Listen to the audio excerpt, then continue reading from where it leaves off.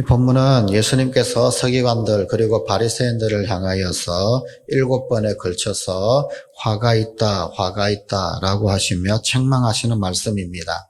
그래서 오늘 이 본문의 말씀을 7화, 즉 7가지 화라고 부르기도 합니다. 그들이 주님의 준엄한 심판을 받은 이유는 외식 때문이었습니다. 오늘 본문 13절 화 있을진저 외식하는 서기관과 바리새인들이요. 15절 화 있을진저 외식하는 서기관과 바리새인들이요. 23절 화 있을진저 외식하는 서기관과 바리새인들이요. 25절 화 있을진저 외식하는 서기관과 바리새인들이요.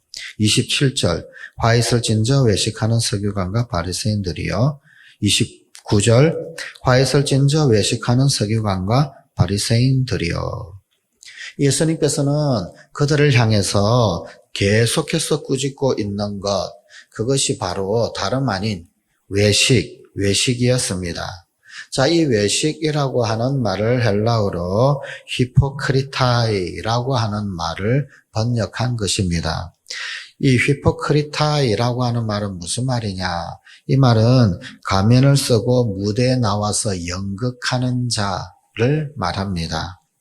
즉, 이 외식하는 이라고 하는 것을 공동번역 성경은 그래서 위선자라고 그렇게 번역하고 있습니다. 서기관들, 바리새인들에게 내리신 호칭은 위선자라고 하는 아주 모욕적인 언어였었습니다. 그들의 이율배반적인 모습을 보고 예수님께서 너희는 위선자다라고 하셨던 것입니다. 자, 외식이라고 하는 것이 도대체 뭘까요? 외식은 겉을 꾸미는 것.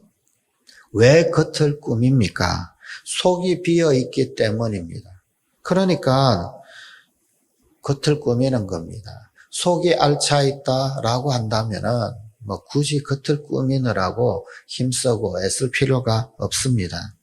서기관과 바리새인들, 그들은 가장 경건한 사람들처럼 사는 것처럼 보였습니다만, 하지만 실상은 그 심령에 경건치 못한 아주 부끄러운 그런 것들이 많이 숨겨져 있었던 사람들입니다. 그러니 그것을 감추기 위해서는 겉을 포장할 수밖에 없었습니다.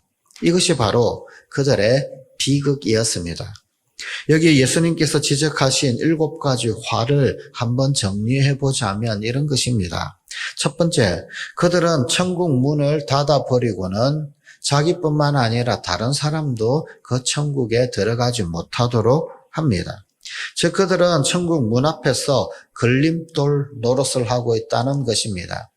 두 번째, 거기에서 끝나는 것이 아니라 그들은 기껏 사람을 전도해서는 자신들보다도 더 완악하고 고집센 타락의 자식들로 만들어 버립니다.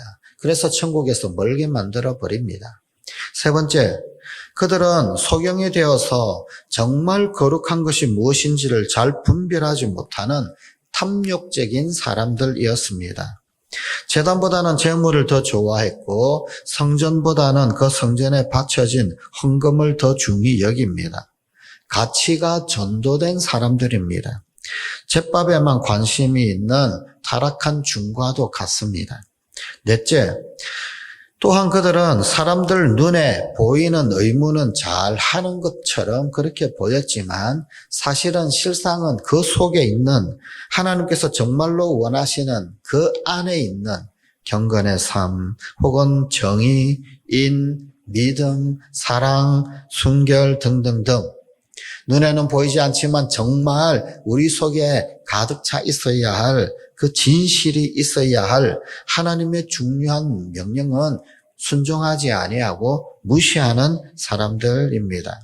그래서 그들은 마치 하루살이처럼 작은 것은 잘 걸러내면서도 약대 같은 커다란 것은 오히려 꿀꺽 삼키는 사람들입니다. 다섯 번째, 그래서 그들은 겉은 깨끗해 보이지만 속은 지저분한 그릇과 같은 그런 사람들입니다. 겉은 깨끗하지만 속에는 탐욕, 방탕으로 가득 차 있습니다. 여섯 번째, 그들은 또한 회칠한 무덤 같은 사람들입니다. 그러므로 겉으로는 그럴듯하지만 사실 속에는 뭐가 있는지 없는지 시체가 썩어가는 그런 사람들입니다. 일곱 번째, 그러고도 그들은 자기들 조상들처럼 패역하지는 않았다라고 자랑하는 사람들입니다.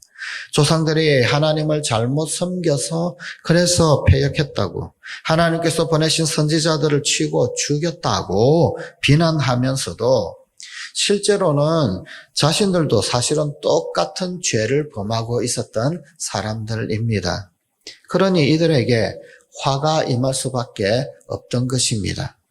자, 이 7화, 이 7가지 화를 조금 잘 살펴보면 이것은 좀 짝이 있는 것을 알 수 있습니다. 첫째, 둘째, 셋째, 넷째, 다섯째, 여섯째, 짝이 있습니다.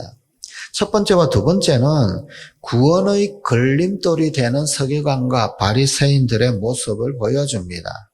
천국에 못 들어가고 기껏 전도해놓고도 더 악하게 만들어버리는 구원의 걸림돌이 되는 그들.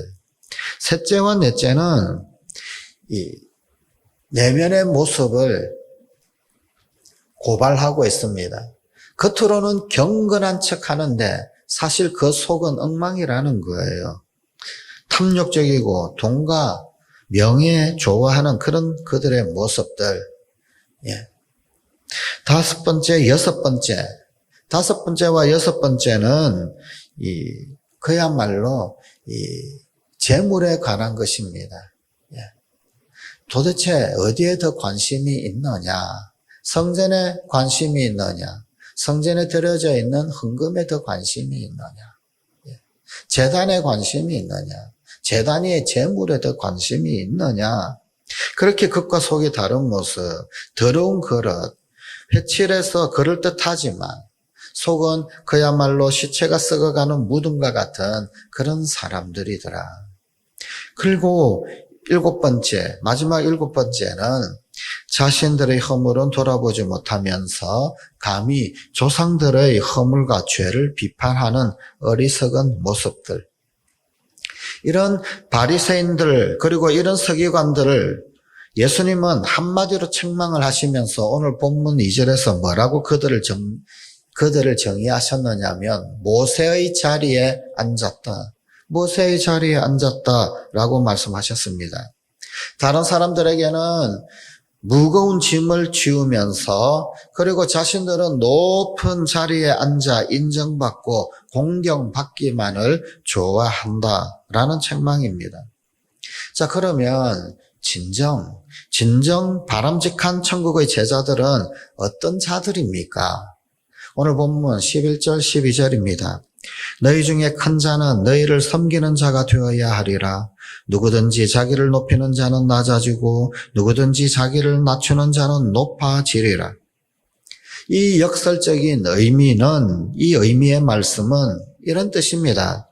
첫째, 모든 사람이 가져야 할 삶의 자세는 섬김의 자세입니다.